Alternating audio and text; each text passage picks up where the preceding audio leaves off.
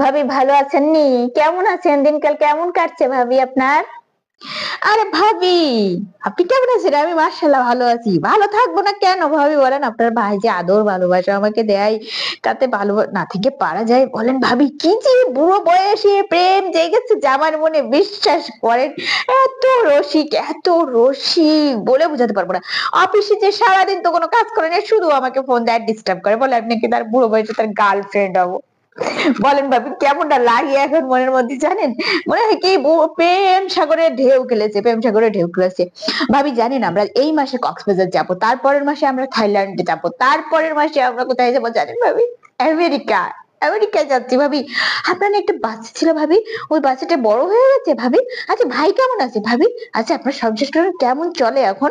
আমরা সবাই তো বিদেশ সেটেল হয়ে যাচ্ছি, আপনি অনেক অনেক একেবারে কি যে রসিক আপনার ভাই, বলে বুঝাতে পারবো না।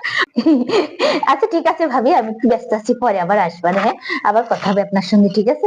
মা গো মা, এক কথা কয়ে কি বিপদে পড়েছি, কি বিপদে পড়েছি, কি বিপদে পড়েছি এইসব মহিলার সাথে।